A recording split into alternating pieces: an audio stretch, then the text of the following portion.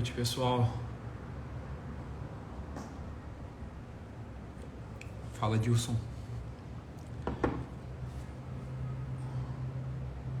Boa noite, Tati Viana. Pedro, salve. Natália Gandolfo, boa noite. Márcia, boa noite. Luciane, boa noite. Fala, Miguel. Oi, e aí, Miguel, como é que tá, meu irmão? Fala, Arthur. Karen. Boa noite, Natália. Boa noite, Camila. Ângela. Getúlio. GG. Pedro. Fala, Gabriel.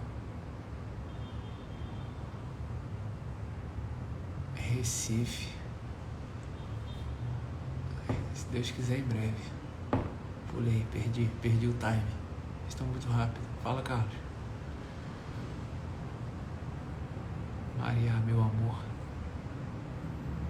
Espadote. Fala, Renan. Obrigado pela presença, meu irmão. Diogo. Dayara, salve, salve. Gabriel. Fala, meu compadre Leandro, boa noite, meu irmão. Beatriz. Grande Edson. Olha, a galera de Goiânia sempre presente. Pernambuco, se Deus quiser. Ano passado eu tive aí.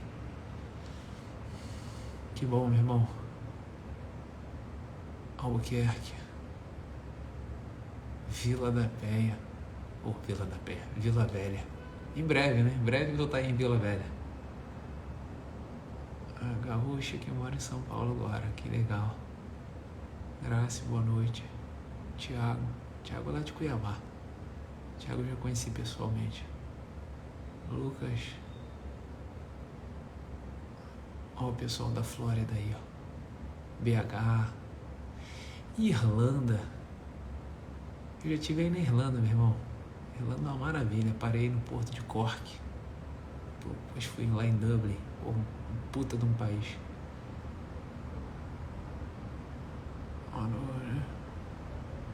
Petrópolis.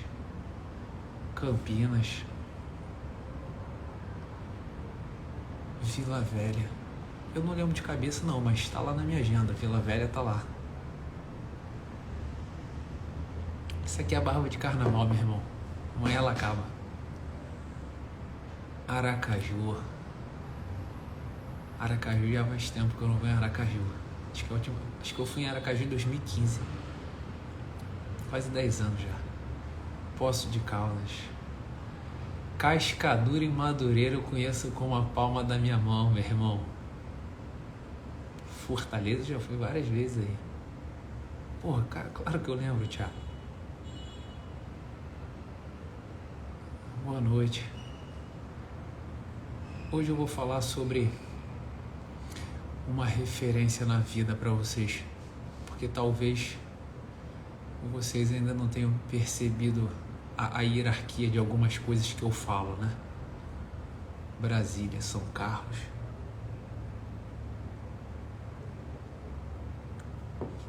Salvador, não sei. Eu já fui várias vezes em Salvador. Teresina eu só fui uma vez, mas passei muito rápido. Não conheci quase nada. Paraíba eu adoro Paraíba. Paraíba eu também já tive várias vezes. Queimados, eu já joguei um futebol melhorado em Queimados, meu irmão. Aqui, mais de gravidade que o do café. É verdade, pô. Que eu falo do café aí, vocês têm que substituir quando vocês falam da presença aí tudo por chimarrão, pô. E o pessoal lá do Pantanal por tereré. Maceió, só tive uma vez em Maceió, cara. Ribeirão Preto. Fala, Sandro. Copacabana. Presidente Prudente eu também só passei aí. Só passei, só vi na plaquinha que eu tava em Presidente Prudente. De carro. Fala, Tarik. Boa noite, meu irmão. Vitória também já fui várias vezes. Boa noite, Manu. Boa noite, São Paulo. Cabreúva, São Paulo. Taguatinga. Vasco da Gama. Vasco da Gama, eu já fui na barreira do Vasco, já fui no estádio do Vasco da Gama, inclusive. Ah lá, o Tereré lá, ó, lá o pessoal do Tereré aí, ó, se acusando. Sim, eu sempre tento. Barretos. Itaperuna. Itaperuna também já passei aí. São Paulo, Bragança Paulista. Batalhão Paissandu, já servi aí na Batalhão Paissandu. Praia Grande, eu acho que eu só passei de carro também, né? É mais ou menos perto de Santos, né? Vamos lá? Motorista de ônibus.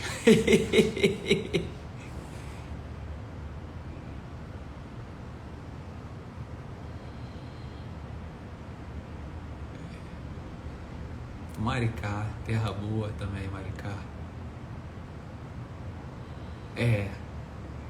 Essa é a vantagem das Forças Armadas, né, meu irmão? A gente roda muito o Brasil, né? Bom, o Vasco deu uma sacolada, né, no Botafogo. Eu não acompanho não, mas eu fico ouvindo pelos gritos aí.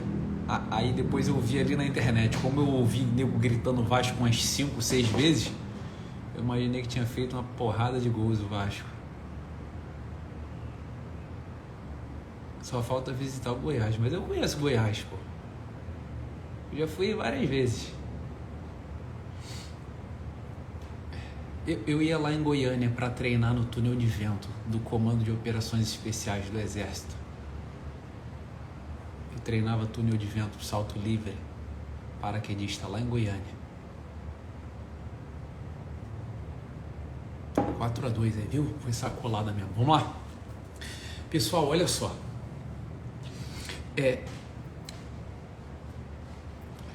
A gente tem algumas palavras na nossa língua que expressam a maior realidade possível da vida humana, que é a nossa presença, né? Então, por exemplo, eu aqui não me prendo muito às 3 pessoas para vocês, porque eu não gosto de ficar falando nisso sem desenhar, né? Quem sabe a gente não bota aqui os bonequinhos aqui atrás para vocês entenderem melhor. Mas quando eu tô falando as coisas para vocês, tá na minha cabeça, sabe? Eu tô vendo uma imagem na minha cabeça e as coisas estão brilhando. Então, por exemplo, quando a gente ouve na língua portuguesa as pessoas falarem assim, fulano tá na glória de Deus, ou a que devo a sua graça, ou então, que honra a tua presença. Sabe, a gente tem umas palavras que elas expressam uma realidade muito bonita pra gente, né? A realidade de que existe algo na nossa vida, que é o que eu fico enchendo o saco aí da presença. Então hoje eu vou falar um pouco da ausência dessa presença. Então, se a gente tivesse que escolher um motivo, um nome, né, para essa live, poderia ser solidão, a ausência da presença. Acho que esse é um bom tema. Eu vi aqui nos meus directs, né? Eu não abri caixa de perguntas, mas eu estava olhando meus directs. E aí muita gente estava falando comigo sobre quaresma. E aí vocês sabem que a quaresma, ela tem um fenômeno, ela é um acontecimento grandioso, né? E ela tem uma característica que é interessantíssima para a gente conversar aqui. Eu vou para o deserto. Ou seja, eu vou sair das presenças e vou ficar num lugar sozinho. Vocês lembram que teve uma live que eu deixei um assunto pendente com vocês, eu falei assim, depois eu falo num outro momento, que foi quando eu comecei a falar, eu acho que foi aquela live que a gente estava falando sobre culpa, pena, que em algum momento eu falei com vocês sobre a vergonha, né? Não sei se vocês lembram disso. Eu vejo que as pessoas aqui são realmente, são sempre os mesmos, né? Que conseguem me aturar aqui. Então, olha, eu vou falar de algumas coisas bem simples da vida comum, porque todas as terapias que eu conheci na minha vida, a solução cabal de todos os casos da nossa vida, eles se solucionam com a saída de uma solidão e a existência de uma presença. E aí, mais para o final da live, eu digo para vocês qual é a diferença nas palavras que a gente usa aí, qual é a referência em cada uma das três pessoas que a gente está falando sobre presença. Em que sentido? No sentido de, quando eu falo assim, aqui devo a sua graça, vocês já sabem, né? Que eu estou falando da presença, aqui devo a sua presença. Mas quando eu falo assim, a pessoa está na glória de Deus, eu estou falando a mesma coisa. Porque a graça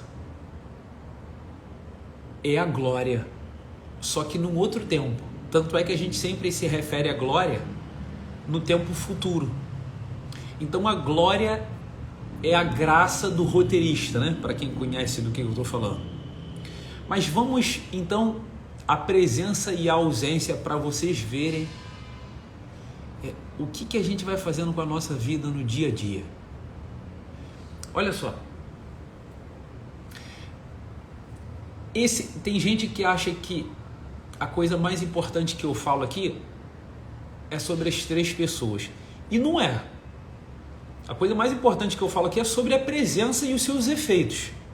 Então eu vou continuar falando sobre isso, porque é assim que eu resolvo todos os problemas da minha vida com meus pacientes e todas as coisas que me pedem ajuda, tá?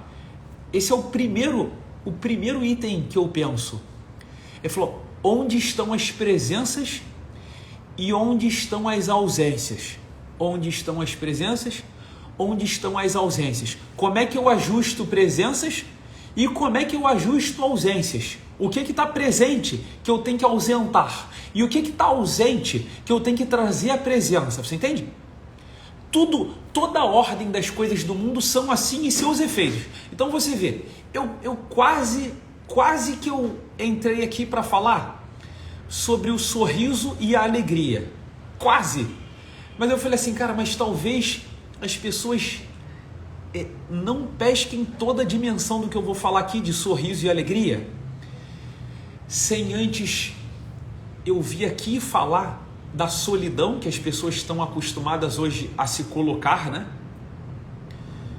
Que a ausência de uma presença que nos olha.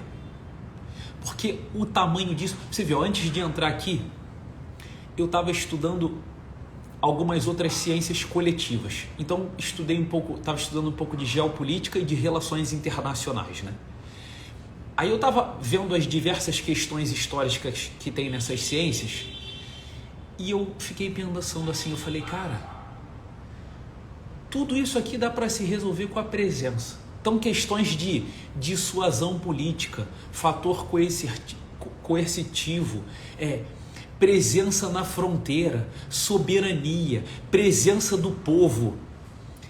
Todas essas coisas são relativas à presença das coisas. Então, olha só, eu vou dar um exemplo muito claro, muito simples para vocês. Há pouco tempo eu atendi um sacerdote que estava com dificuldade, estava combatendo, né? Um combate muito comum da nossa vida, sobretudo no nosso dia de uma sociedade hipersexualizada, né? Então estava um sacerdote conversando com ele, né? E ele me falando das dificuldades de quando ele termina os serviços da vocação dele, quando ele termina de atender a comunidade, se doar para as pessoas, né?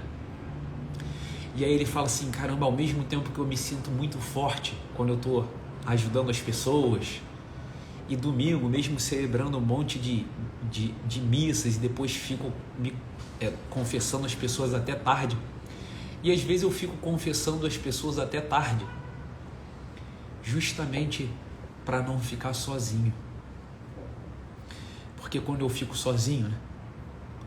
Quando eu vou para o deserto, olha a quaresma, né? Quando eu fico sozinho, aparece um monte de coisa na minha cabeça, né?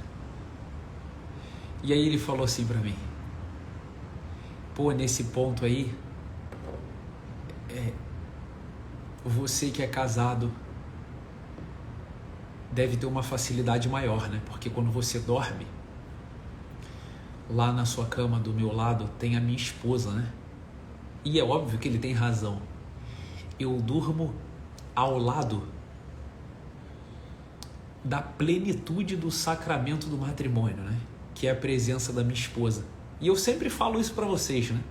Como a presença dela é a graça real, né? A presença real, plena do sacramento do matrimônio. Quando ela está presente, você vê, ó.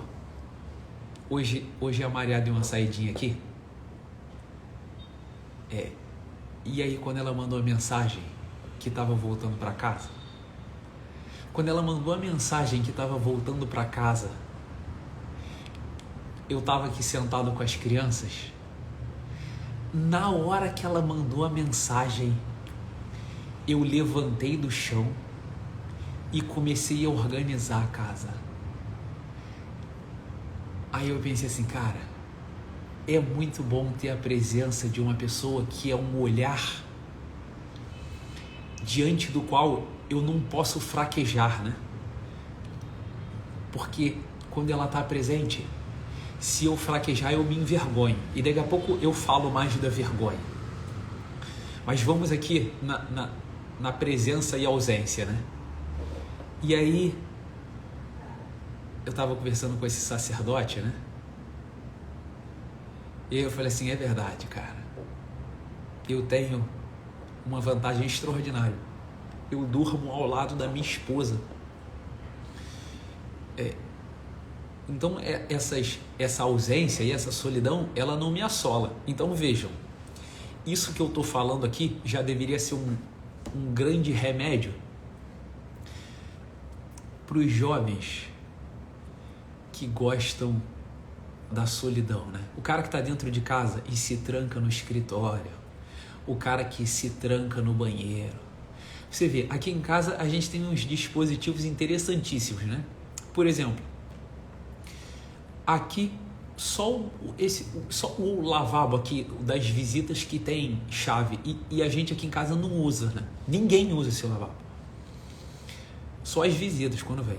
Porque o banheiro aqui de casa, que a gente usa, ele não dá para trancar. Por que ele não dá para trancar? Pra gente não ter solidão, pô. Aqui em casa, ó, a gente tem uma sala relativamente grande, né? Você vê, a gente sempre fica todo mundo junto aqui na sala. Por quê? Porque a presença um do outro vai salvando a gente o tempo todo, né? Dessas solidões que começam a deixar a gente havia um monte de coisa na nossa cabeça, né?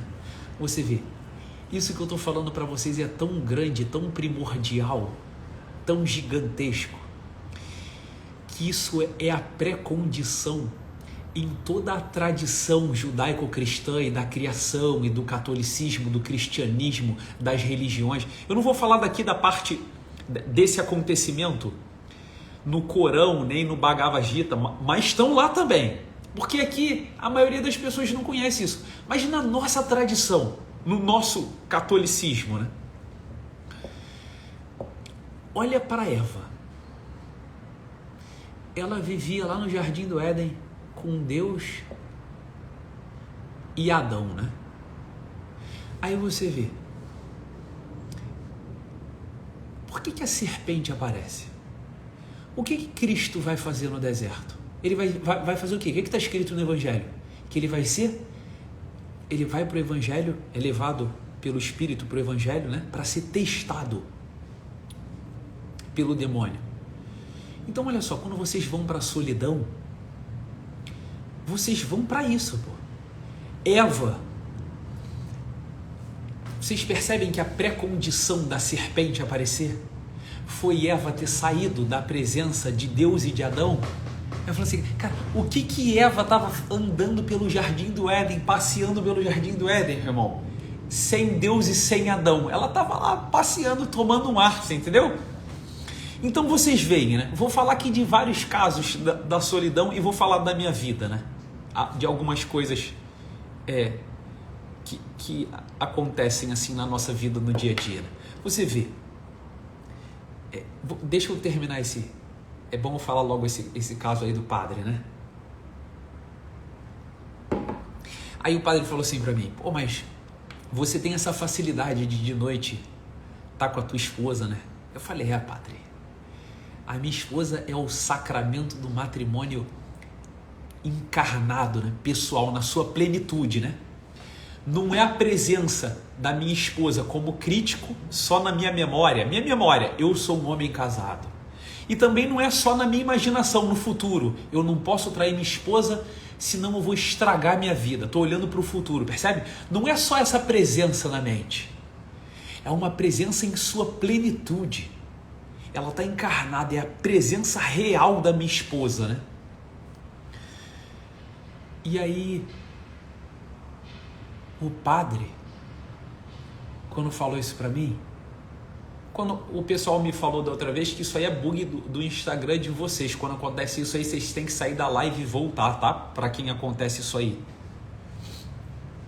Quando o padre falou isso para mim, eu falei assim para ele, padre, já que o senhor, quando acaba toda a vida comunitária, o senhor vai para a solidão e começam as dificuldades, por que o senhor não faz como eu, pô? Por que o senhor não dorme ao lado do esposo, da esposa? Eu falei, o que é isso para o padre? Sai lá da casa paroquial, vai para dentro da igreja que está trancada e dorme lá no presbitério, pô, no altar, lá no chão, no Santíssimo, pô. Bota o travesseiro ali, dá um beijo no altar, né? O padre sempre beija o altar no início da missa e no final da missa, né? Que representa o beijo dele na face de Cristo. Ele dorme lá na presença da Eucaristia de Jesus Cristo, não é assim? Ele falou, mas é óbvio que isso cura o padre, é óbvio que ele fica seguro, vocês entendem? Ele falou, ou então alguns padres que têm esse tipo de dificuldade, mas não tinha muito o que fazer, às vezes por causa de situações específicas de onde estava, né? Não estava numa paróquia. Teve padre que saía da paróquia e ia dormir com os mendigos na rua. E aí, ó, a força dele voltava novamente. Vocês entendem o que eu estou falando? Por quê? Por que eu estudo aqui na sala? Por que eu rezo aqui na sala? Por que eu vivo tudo aqui na sala e não vou para o quarto? Não vou para o escritório? Por que eu fico o tempo todo aqui na sala? Porque a minha presença é a força da paternidade na vida dos meus filhos. É a presença encarnada de Deus para eles, porra. Mas é óbvio que é isso. Tanto é que quando eles fazem qualquer coisa que chame a atenção deles, se pode estar certo ou errado, o que eles fazem? Eles procuram o meu olhar. Mas é óbvio que é assim. O pessoal fala assim, caramba, Diego, como é que eu luto contra problema de mentira? Eu falei, mas como que tem mentira na casa de vocês? Como é que um filho mente? Ele mente se não tem um testemunho da verdade. Para pensar, o meu filho fez uma besteira, Se eu não estou presente, é óbvio que ele vai ficar ali, querendo mentir. Vocês entendem isso? Se eu estou presente, ele não tem o que fazer. Ele olha para mim e eu estou vendo. Ele está diante de um olhar. Ele está diante de um olhar. Poxa, Diego, mas então, e quando as pessoas falam assim, não, você tem que ir para a solidão, você tem que se recolher? Meus amigos, essa solidão aí que estão falando, não é uma solidão, pô. Se você tem força para ficar sozinho, sem fazer besteira, o que acontece, ó? Vamos lá, eu tô lá no escritório, sozinho, sem ninguém, fui pra solidão. Eu fui pra solidão, então, do jeito que o pessoal gosta, né? Não, a gente tem que ir pra solidão, pra se conhecer e tal. Vamos lá, fui pro deserto, pra solidão. Aí o cara manda a mensagem lá no teu grupo de WhatsApp, da mulher pelada lá. Aí tu olha, aí começa, vou ver, não vou ver, vou ver, não vou ver. Se tu estivesse na sala, sabe o que tu ia fazer? Ou tu ia jogar o celular pela janela, ou tu ia na hora, assim, ó, apagar aquela mensagem, sair do grupo. Você entende a força que uma presença dá pra você? Se tu tá na sala, não tem nem combate, meu irmão. Tu tá salvo, porra. Mas não, pô. Se vocês vão para a solidão, e se existe uma solidão sadia, essa solidão, pelo amor de Deus, ela não é solidão. Vocês entendem que se eu estou sozinho e vem a mensagem lá no grupo do WhatsApp da mulher pelada, como é que eu não me entrego para aquilo ali? Eu trago na minha memória, na vida do crítico, uma presença, porra. Eu me lembro, eu retiro do rio do esquecimento a verdade. Vocês lembram da aletheia grega, a verdade grega? Aleten. O rio Lete, né? O rio onde eu mergulho para esquecer tudo, eu vou retirar do rio do esquecimento que eu sou um homem casado e eu finalmente saí da solidão porque eu trouxe o espírito da verdade na memória, a vida do crítico, você entende? Tem gente que tem força para ficar na solidão diante dessa presença de espírito que se manifesta através da memória e da imaginação. A memória, quando eu estou lembrando o meu passado, e a imaginação, eu estou lembrando de onde eu vou. Eu falo, cara, se eu fizer essa merda aqui, cara, ferrou, porra. A imaginação, que é a tática que muitos monges ensinaram, ó, quando te derem essa maçã da bruxa aí, faz o exercício de ir até o final aí, lembra? Faz aí o exercício, se eu trair a minha esposa, faz o exercício até o final, ou seja, usa a tua imaginação e constrói a tua vida futura tendo feito isso. Então você traz essa segunda presença, vocês entendem? Essas duas presenças, elas são as presenças mais fracas, elas são imateriais, elas são do mundo eidético, do pensamento, vocês entendem? A memória do passado e a imaginação do futuro. E finalmente eu tenho a presença do mundo real, a presença de carne e osso, a presença sacramental, de uma visibilidade que representa esse invisível e leva para a perfeição. E aí você se salva com essa presença. Então olha, por exemplo, o pessoal que é catolicão e fala assim, pô, Diego, mas o que você está falando, cara? Pô, não, a gente precisa ir para a solidão para ter um encontro com Deus, o caramba. Eu falo, meu irmão, se tu for para a solidão, você tem que levar Deus para lá. Porque se você estiver sozinho, você vai fazer merda, pô. Você vai encontrar com a serpente e vai se ferrar. Olha todas as merdas que você fez na vida. E olha aí a pré-condição da solidão, cara. Para de bobeira. Fala, olha, a história da igreja rapidamente corrigiu várias coisas, né? Você vê, depois dos tempos dos mártires, apareceu finalmente não, né? No caminho, a vida dos monges do deserto. Afinal de contas, monge, né? De mono, um só, é aquele que vive solitário. Aí você vê, pô, rapidinho a gente percebeu que deu merda. Tanto é que logo depois da igreja dos monges, qual é a igreja que aparece?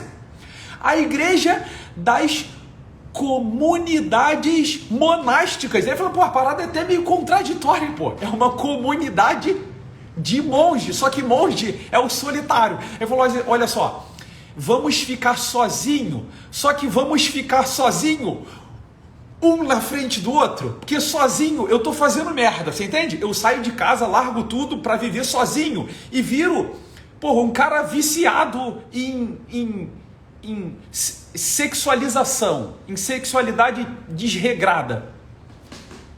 Ele falou, pois é, meu irmão, fica sozinho com o cara ali, ó, no teu horizonte te olhando. Ele falou, você não vai fazer besteira, meu irmão. Por quê? Porque tem um olhar, cara. Quem que consegue ficar sozinho finalmente? Quem está diante dessa presença que olha, vocês entendem? Então vocês têm que parar de ser bobo, pô. Se vocês ficam sozinhos e quem aparece é a serpente, e vocês não têm força para vencer a serpente, sai dali, pô. Você entende? Para de bobeira. Ou então nem tenta. Você vê, eu falo assim, pô, Diego, mas você não tem maturidade para ficar sozinho no teu quarto e não fazer besteira? Caramba. Não, ô Nath, não, negativo, pô, negativo. A história da igreja não é essa, não. Os monges que ficaram sozinhos, eles fizeram besteira pra caraca, pô. Eles fizeram besteira aloprado.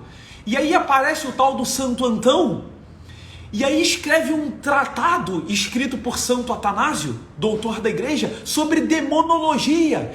E fala como ele expulsou o demônio do deserto, explicando de como ele foi sacudido ao longo da vida, por causa da solidão que ele ficou. Tanto é que depois Santo Antão é retirado da solidão, pô, para a gente conhecer aquilo, para conhecer o que é a vida de solidão, e a igreja parar com aquilo. Porque estava dando problema pra caramba. Olha a quantidade de monges hereges e depravados que apareceram na história da igreja. As primeiras grandes heresias foram tudo de monge. Olha os monges estilistas, né? Estilós é uma palavra grega que quer dizer coluna. Eram monges que ficavam no alto de uma coluna para começar a aparecer para os outros, para ser visto. E falou, cara, olha, lê a história dos monges e vê por que depois São Gregório Nazianzeno, São Basílio de Cesareia, São Bento, Santo Agostinho tiraram os monges da solidão e fizeram as comunidades monásticas para aperfeiçoar mais aquilo ali, pô. Para com essa bobeira que vocês têm que ir para uma solidão que vocês não aguentam, pô. Você entende? Ele falou, olha, ah, não, mas eu conheço o padre que vive na solidão e consegue viver bem, certinho, caramba. Então vejam, então ele não vive na solidão, pô. Se ele vive certinho e direitinho, ele não vive na solidão. Ele entra num quarto e ele olha, presta atenção. Você viu, eu tenho muita coisa para falar para vocês sobre consciência, né? Eu tô na esperança de chegar lá, se vocês entenderem as coisas que eu tô falando aqui. A consciência, onde eu aprendi sobre consciência? Eu não aprendi nem com Louis Lavelle, nem com Bernard Lonergan, nem com os filósofos da consciência, nem com os mais modernos que eu li sobre a consciência, uma porrada de livro, Antônio Damasio e Companhia Limitada. Eu aprendi sobre a consciência, que eu ensino para vocês como lugar. Onde que eu vi aquilo lá das três pessoas? Aquele lugar com os três tempos das três pessoas, ou seja, três tempos e uma quarta dimensão que é o lugar, como na física, né? A metafísica igual na física. Três tempos e um lugar de encontro. No tratado sobre a Santíssima Trindade, ou nas obras completas de Santa Elizabeth da Trindade, numa conversa que ela teve com um padre, diretor espiritual dela, onde ela fala assim, padre,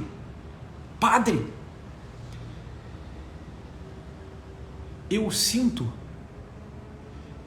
que eu nunca fico só. Quando eu estou sozinho, às vezes, na minha cela, às vezes eu tenho a apreensão que tem alguém me olhando. E quando eu estou pensando, eu quase posso ouvir uma voz que fala assim: Elizabeth, não. Elizabeth, não. Está errado. Então você vê, Santa Elizabeth da Trindade, ela não estava mais sozinha, mesmo na solidão, vocês entendem? E falou: olha, vocês se conhecem. Vocês se conhecem. Se vocês tiverem assim, se vocês entrarem num lugar e vocês perceberem assim, ó, Deus está aqui, a minha esposa não está aqui, meus filhos não estão aqui, mas Deus está aqui. Ele falou: ó, beleza, vocês têm a grande presença, né? Não a total, porque a presença total de Deus nessa terra é o sacramento da Eucaristia, Deus encarnado, né? Você pode tocá-lo, encostar nele, consumi-lo, né? Mas você tem a presença do Deus Espírito Santo interior. Então você não está mais sozinho.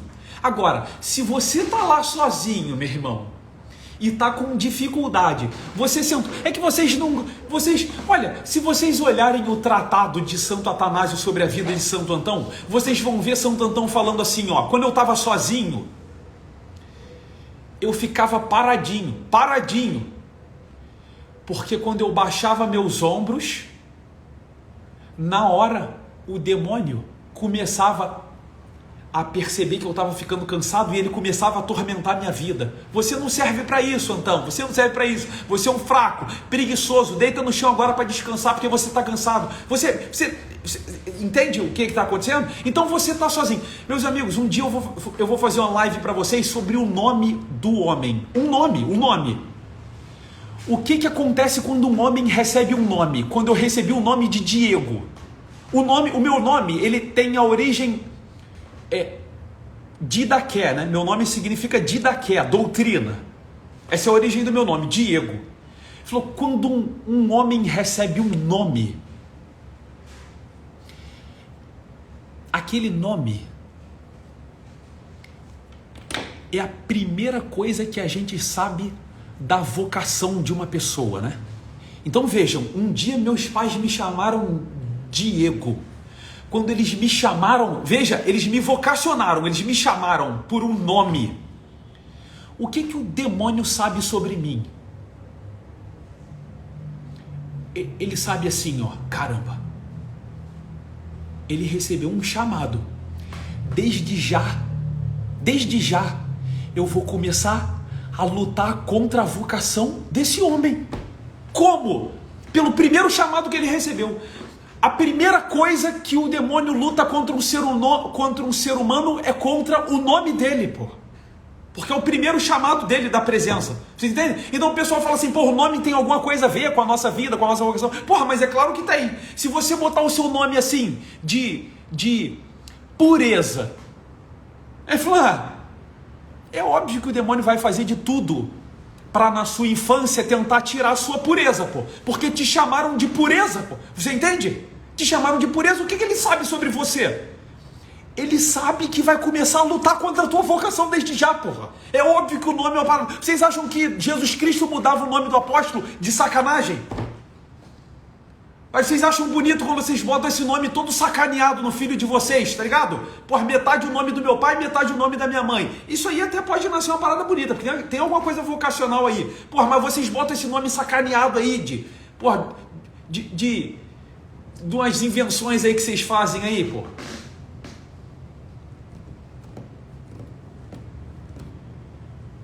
Vocês estão percebendo como a nossa vida é séria, as coisas são sérias, pô? Então, vamos lá, vamos calcular agora a nossa vida aqui, vamos lá. Bullying. Pessoal, às vezes eu vejo, me dá um pouco de pena assim, né? Mas é bom até que o pessoal saiba, me dá um pouco de pena. Às vezes eu estou numa festa, Aí eu sei que o pessoal quer conversar comigo e é óbvio que eu também quero conversar com o pessoal. Porra, mas se meus filhos estão presentes com outras crianças, é óbvio que eu não posso deixar as crianças sozinhas, pelo amor de Deus. As crianças não podem ficar sozinhas nunca, mas nunca. Criança fica sozinha quando nunca, pô. Criança toma banho com o banheiro, com a porta do banheiro aberta, para de vez em quando você passar lá ver como é que estão as coisas. Você entende? Criança tá junto. Você vê, ó, há um pouco de tempo atrás, eu estava com as crianças numa festa, aí saí para levar uma pro banheiro. Por quê? Como é que era a festa? Eram os adultos todos, né, conversando e tal, e as crianças. E eu com as crianças lá, parado olhando. Por quê? Porque quando dá merda, eles olham em volta assim para procurar um adulto, pô. Aí uma das crianças deu uma porrada na outra criança e começou a fazer bullying com ela, pô. Pô, seu gorducho, caramba, bola de estrume, não sei o que lá. Eu falei, ô guerreiro, para agora com isso aí. Por que é teu pai? Então você sai daqui agora, caramba. É que, pô, o pai não tava ali. Se o pai tivesse ali, eu não ia aloprar. E olhar em volta, eu falei, alguém sabe aqui quem é o pai dessa criança? Você vê, por que acontece isso, pô? Porque não tem adulto. Olhem os colégios antigos, pô. No meu colégio, eu lembro a primeira vez que eu saí na porrada no colégio, o meu medo, quando eu olhei assim, ó. Eu olhei e falei, caraca, cadê o inspetor, meu irmão? O inspetor brabo do cão. Você entende? Cadê o olhar que está me olhando? A presença. Um olhar. A presença é esse olhar, pô, que salva a nossa vida, vocês entendem? Eu estou sob o olhar de Deus. Ele falou, olha, uma pessoa sozinha que ela não conhece esse olhar. Ele falou, óbvio que ela não tem nada. Ela não tem força para nada. Ela está abandonada a si mesma. Vocês entendem isso? A solidão é o início de uma derrota gigantesca. Vocês acham que está de sacanagem lá no livro do Gênesis? E Deus viu que não era bom que o homem estivesse só. É o princípio de tudo que dá de ruim essa solidão. Vocês têm que parar com isso, pô, de achar que dão conta, que as crianças dão conta. Ele falou, perto de criança. Então você vê, ó, eu já falei aqui para vocês, ó, não existe problema de mentira onde não tem solidão. Vocês entendem isso? Crianças não mentem onde não tem solidão, não tem mentira, porque elas estão na luz, elas estão diante de um olhar que testemunhou a verdade. Não tem como ela mentir, pô. Vocês têm que parar com isso, de deixar a criança sozinho. Em festinha, pô. Um monte de criança sozinha em festinha, brincando de pique-esconde. Pô, vocês estão de brincadeira. Ah, Diego, mas você foi criado assim, a nossa geração foi criada assim. Pois é, por isso que eu fiz um monte de merda na minha infância, pô. Porque em vários desses momentos eu fiquei sozinho, pô. Porque confiaram em mim, numa criança. Por isso que eu fiz um monte de merda. Parem com esse negócio de... Eu vejo um monte de gente aí fazendo live sobre a solidão, sobre as maravilhas da solidão. Eu falo, cara, que loucura é essa, meu irmão? Que loucura é essa, meu irmão? Se você for para a solidão, a primeira coisa que você vai conhecer é a sua fraqueza. Então você pode fazer esse teste. Faz esse teste. Cara, eu vou para a solidão. Eu vou lá para a solidão. E olha o teu ponto fraco e sai de lá. Agora, se for fraco mesmo, você não vai sair de lá antes de fazer merda. Não vai sair. Então não faz isso. Pessoal, trabalho.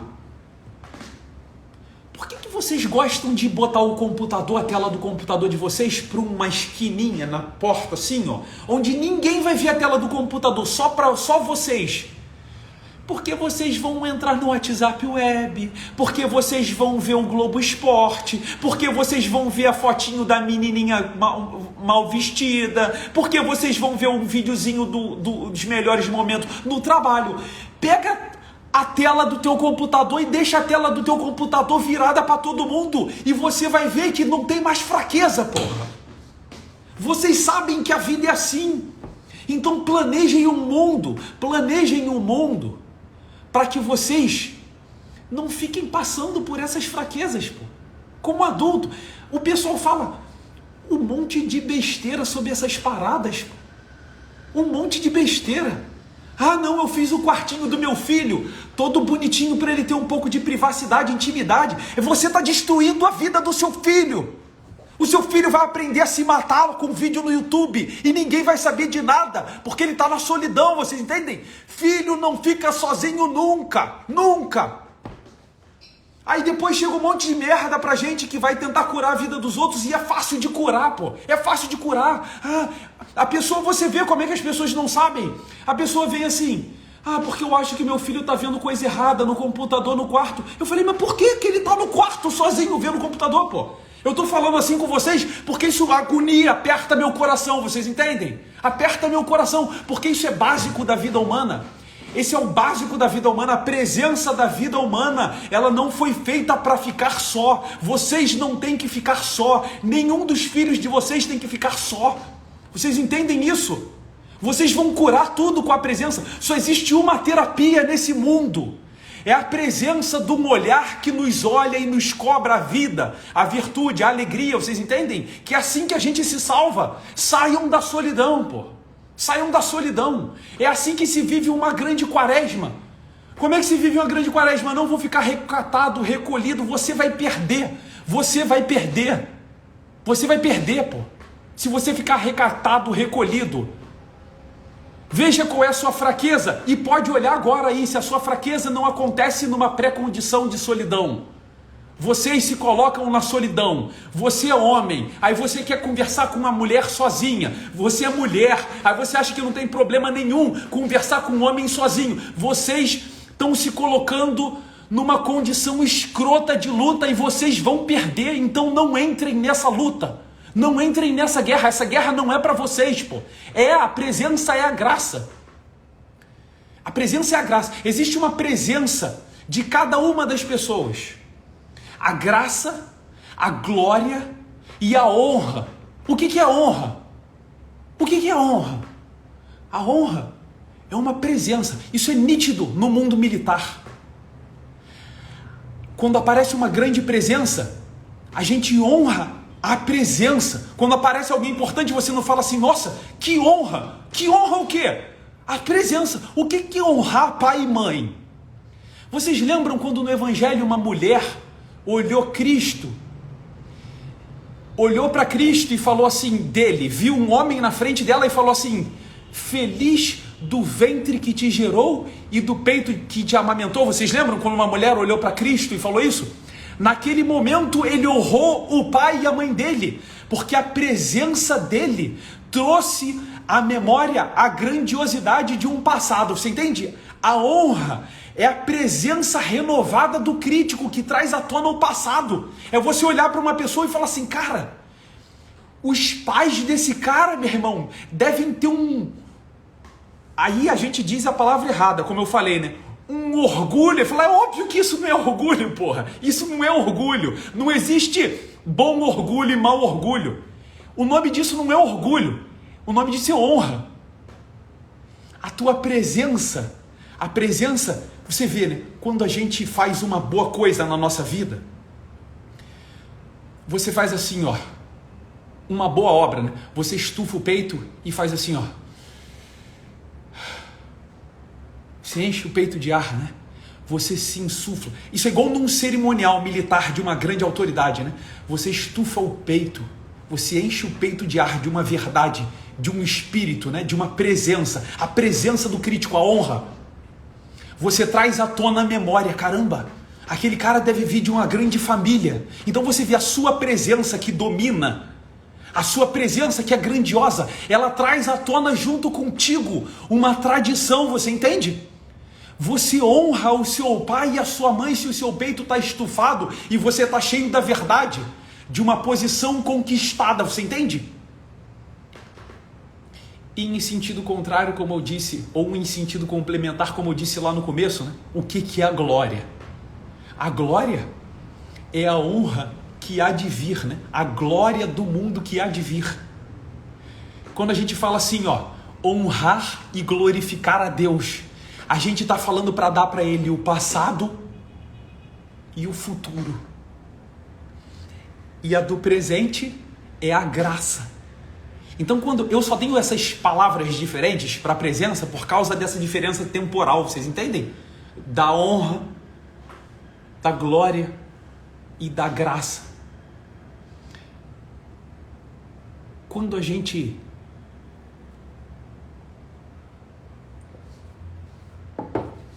faz o cálculo então da nossa vida, esse é o mapa, esse é o cálculo real de todo o fundamento terapêutico e de organização e de domínio que eu faço na minha vida e no consultório. Todo. Eu só vou para as 3 pessoas após isso. Na verdade, quase que concomitante, porque eu já sei o que é a presença de cada uma. Vocês entendem? Mas eu penso na presença primeiro. A presença é a presença do crítico? A presença é a presença do roteirista? A presença é a presença do personagem? Então eu tenho que gerar o domínio. Uma presença que domine. Esse é o cálculo. Então vejam, no caso do padre, no caso das crianças, o que eu vejo primeiro? Eu falo, caramba, eu tô com um problema, a criança tá com um problema. Qual que é a minha pergunta? Qual é a presença dominadora que eu tenho que dar para essa pessoa? Ou qual é a presença destruidora e escrota que eu tenho que tirar da pessoa? Então vocês veem, aqui, agora nessa conversa, a gente não consegui chegar na vergonha e não vou entrar, porque não vai dar tempo, senão eu vou falar rápido e aí o negócio não fica bom. Eu falei de uma presença, né? Na próxima conversa nossa, a gente vai ver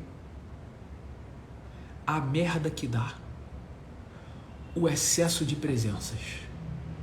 Porque se a presença de uma mulher salva a minha vida, a presença de 2 destrói completamente. Então calma. A gente está falando de um erro de falta de presença. E na próxima vez eu vou falar para vocês sobre o excesso de presença, que é um sofrimento escroto, que hoje vocês ficam chamando aí de TDAH, entendeu? Hiperatividade e déficit de atenção. Eu falo, pois é, cálculo errado de presenças na vida. Tá bom, pessoal? Que maravilha estar na presença de vocês, com esses nomes aí. Quando eu fico aqui, começo as lives e fico uns 5 minutos falando o nome de vocês, eu sei o que eu estou fazendo. Eu não estou só falando o nome de vocês, eu estou falando de uma presença que tem uma vocação. Por isso que eu chamo o nome, chamar, vocare, tá bom?